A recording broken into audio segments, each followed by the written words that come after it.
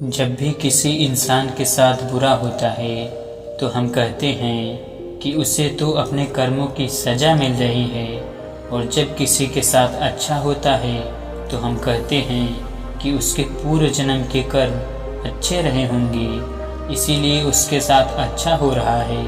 अब ये सोचने की बात है कि अगर पिछले जन्मों के कर्म हमें इस जन्म में भुगतने पड़ते हैं तो परमात्मा ने ऐसी व्यवस्था ही क्यों बनाई?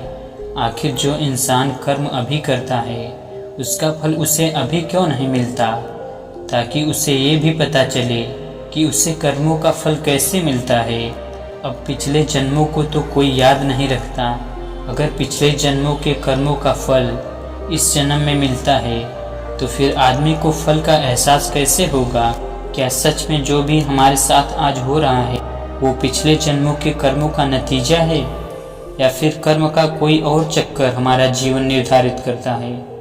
अगर ये बात आप समझ लेते हैं तो आपके मन से कर्म के बारे में सारी गलत धारणाएं टूट जाएंगी, और इस कहानी को सुनने के बाद आपको ये भी पता चल जाएगा कि कर्मों का फल कब और कैसे मिलता है, और कर्म किस प्रकार काम करते हैं। इससे पहले कि आप इस कहानी में खो जाएं, इस चैनल को सब्सक्राइब जरूर कर लें। तो चलिए कहानी शुरू करते हैं।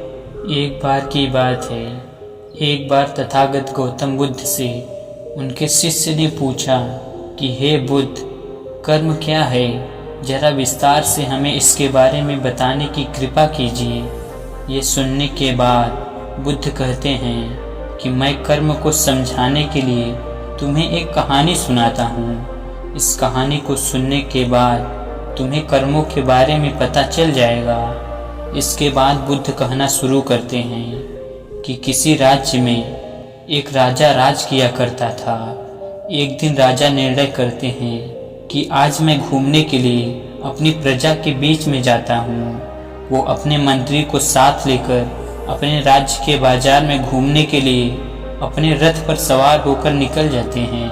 राजा अपने राज्य की सुख समृद्धि देखकर बहुत ही प्रसन्न होता है। ऐसे ही अपने मंत्री के साथ बातें करते हुए राजा की नज़र एक दुकानदार पर पड़ती है, जो उसे गौर से देखने के बाद राजा मंत्री से कहता है कि मंत्री, पता नहीं क्यों मेरे मन में अचानक ये ख्याल आया कि मैं इस दुकानदार को फांसी की सज़ा सुना दूं।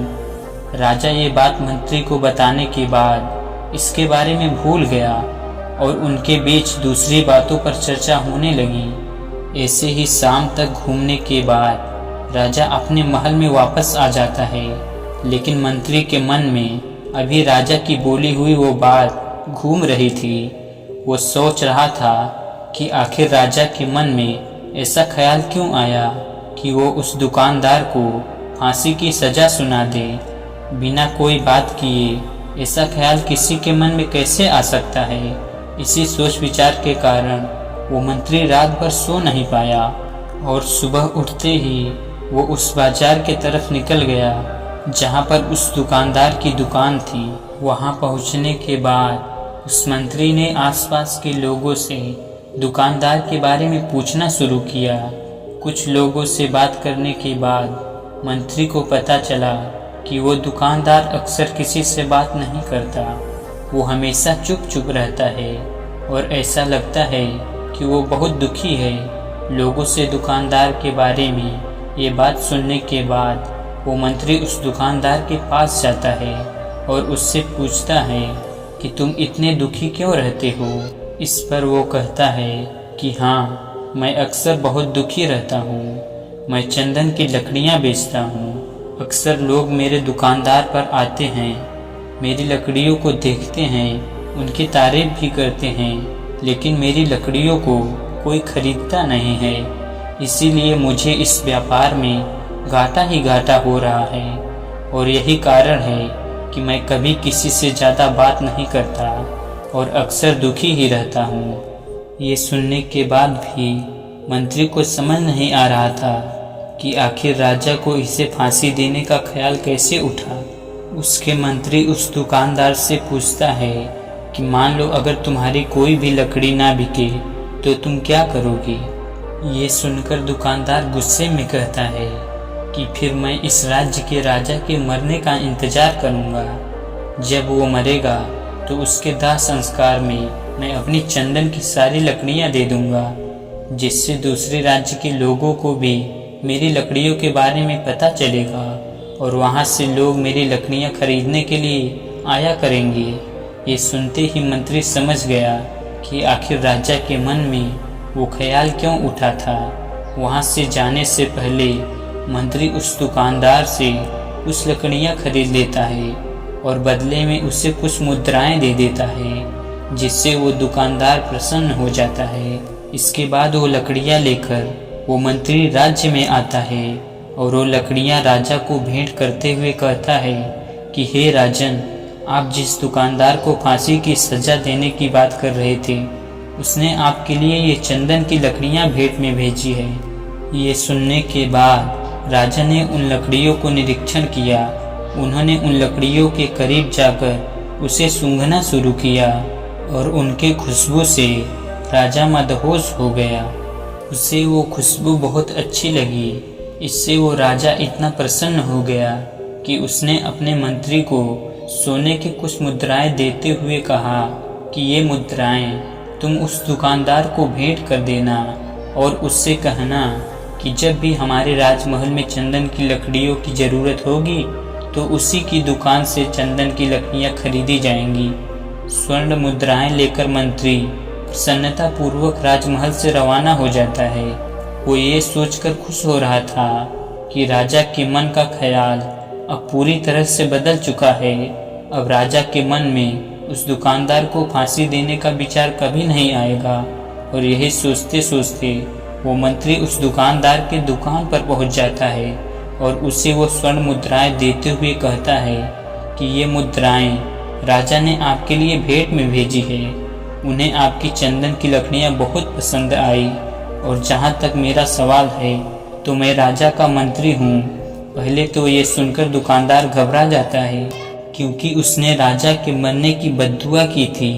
उसने सोचा कि कहीं मंत्री ने राजा को ये बात बता न दी हो, लेकिन मंत्री ने उसके विचार भांप लिए और उसने राजा को कुछ नहीं बताया। ये सुनने के बाद दुकानदार बहुत लज्जित होता है। वो मंत्री से माफ़ी मांगता है और कहता है कि हमारे राजा बहुत अच्छे हैं। मैं उनके लिए लंबी आयु के लिए भगवान से दुआ करता हूँ। ये कहानी सुनाने के बाद तथागत गौतम बुद्ध ने अपने शिष्यों से कहा कि अब तुम मुझे बताओ कि कर्म क्या है। इसका उत्तर देते हुए किसी शिष्य ने कहा कि कर्म सोच है, किसी ने कहा कि कर्म भाव है, किसी ने कहा कि कर्म वो है जो हम करते हैं। ये सब सुनने के बाद तथागत गौतम बुद्ध ने बताया कि हमारे विचार ही हमारे कर्म होते हैं। हमें जैसे विचार आएंगे हम वैसे ही कर्म करेंगे। अक्सर हम किसी आदमी की क्रिया करने से ये तो जान लेते हैं कि उसके कर्म कैसे हैं, लेकिन हम ये कभी अनुमान नहीं लगा पाते कि वो जो कर्म कर रहा है वो उसके विचार का ही नतीजा है। ये कर्म करने से पहले उसके मन में उस कर्म को करने का विचार उठा होगा और उसी के बाद उसने वो कर्म किया होगा। हम भी अक्सर जब कर्म करते हैं तो हम शारीरिक रूप से ही कर्म का आकलन करते हैं। हम कभी भी अपने विचारों का निरीक्षण नहीं करते कि उस कर्म को करने के लिए हमारे विचार कैसे पनप रहे हैं। और हम जैसे कर्म करते हैं हमें उसका फल भी वैसा ही मिलता है और वो हमें उसी वक्त मिलता है। कुछ लोग सोचते हैं कि अगर ये बुरे कर्म कर रहा है तो इसे इसका परिणाम अगले जन्म में भुगतना ही पड़ेगा, लेकिन ये धारणा बिल्कुल गलत है। परमात्मा कोई ऐसी व्यवस्था बना ही नहीं सकता जिससे हमें अपने पिछले जन्मों के कर्म इस जन्म में भोगने पड़े। परमात्मा कोई लेखा जोखा रखने वाला गणितज्ञ नहीं है। अब आप ये सोच रहे होंगे कि अगर हमें अपने कर्मों का फल उसी वक्त मिलता है तो हमें पता क्यों नहीं चलता है। अगर आपने कभी गौर किया हो, कभी ध्यान किया हो, तो जब आपको गुस्सा आता है तो आपका मन कितना अशांत हो जाता है, आपके विचारों में कितनी खलबली मच जाती है। जिसकी वजह से आपको शारीरिक और मानसिक रूप से कितनी यातना सहनी पड़ती है। आदमी गुस्सा तो किसी और पे करता है, लेकिन यातना वही सहता है। इसी कारण अगर कोई आदमी अच्छा काम करता है, दान दक्षिणा करता है, यदि दूसरे की मदद करता है, तो उसी वक्त उसके मन को कितनी शांति मिलती है, उसके मन को कितना आनंद प्राप्त होता है। और ये सब ठीक उसी समय होता है जब वो कर्म कर रहा होता है। कर्म करने के बाद या कर्म करने से पहले हमें उस कर्म का फल नहीं मिल रहा था। ये कर्म का फल हमें कर्म करते वक्त मिल रहा था। हर क्रिया की प्रतिक्रिया होती है। जो भी क्रिया हम करेंगे उसकी प्रतिक्रिया अभी होगी। उदाहरण के तौर पर जब कोई गेंद हम दीवार पर फेंकते हैं तो वो दीवार से टकराकर हमारे पास आती है। गेंद का फेंकना और उसका दीवार से टकराकर वापस आना, ये उसी पल हुआ था जब हमने गेंद फेंकी थी। ऐसा नहीं हुआ कि हमने आज गेंद फेंकी और वो टकराकर कल हमारे पास वापस आ रही है। उसी तरह जिस समय हम कर्म करते हैं उसकी प्रतिक्रिया भी उसी समय होती है।